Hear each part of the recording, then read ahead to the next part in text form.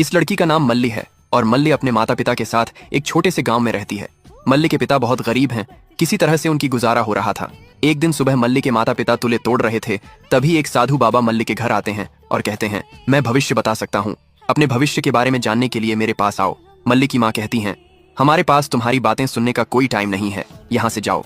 साधु कहते हैं, मैं देख सकता हूँ कि तुम्हारे ऊपर माँ लक्ष्मी का आशीर्वाद बरसने वाला है। मल्ली के पिता कहते हैं, तो हमारे घर में जाओ और देखो, यदि एक पैसा मिले तो मैं तुम्हें 5 रुपए दूंगा, और अगर नहीं मिले तो तुम मुझे 2 रुपए दे देना। साधु कहते हैं, मैं तो साफ साफ देख रहा हूँ कि माँ लक्ष्मी खुद तुम्हारे घर आ रही हैं। अब ये तुम्हारे हाथ में है, तुम इसे थाम सकते हो या खो देते हो। तभी मल्ली आकर उसे उल्टा सीधा बोलने लगती है। वह कहती है, यहाँ से जाओ, नहीं तो मैं तुझे मारकर यहाँ से भगा दूंगी। साधु गुस्से में वहां से चले जाते हैं। एक तरफ साधु बाहर निकलते हैं और दूसरी तरफ श्रीनु नाम का लड़का उनके घर में प्रवेश करता है। वे दोनों एक दूसरे को देखकर हंसते हैं। नेक्स्ट, साधु बाबा के जाने के बाद श्रीनु मल्ली के घर जाकर पूर्णम्मा से थोड़ा पानी मांगता है। पूर्णम्मा उसे अंदर आने के लिए कहती है।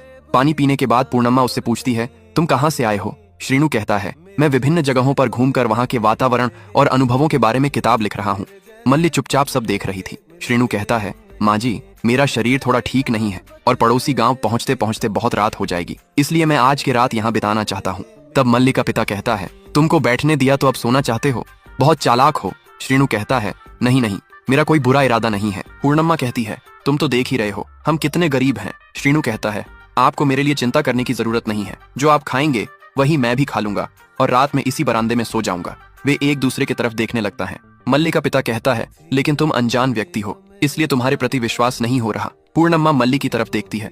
मल्ली कहता है, मैं कुछ नहीं जानती, तुम लोग जो अच्छा समझो वही करो। किसी तरह वे लोग राजी हो जाते हैं। मल्ली के माता पिता श्रीनु को घर में रखने के लिए राजी हो जाते हैं। थोड़ी देर बाद श्रीनु मल्ली के पिता के पास आकर चाय मांग रहा है, इसलिए मल्ली के पिता पूर्णम्मा से कहते हैं, उसे 1 कप चाय दे दो। यह सुनकर मल्ली कहती है, उसने कहा था जो मिलेगा वही चलेगा, अब देखो कैसे निर्लज्जता से चाय मांग रहा है।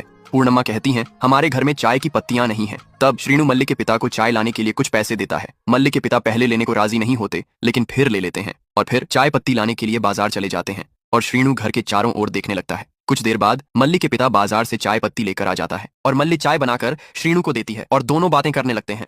उसी दिन उनके घर में वीरान्ना नामक एक व्यक्ति आता है। फसल में पानी देने में भूल जाने के कारण वह मल्ली के पिता को अपमानित कर रहा था। वीरान्ना कहता है, पैसे उधार लेने का समय याद नहीं था, अगर ऐसा ही चलेगा तो मैं तुम्हारी चमड़ी उधेड़ दूंगा।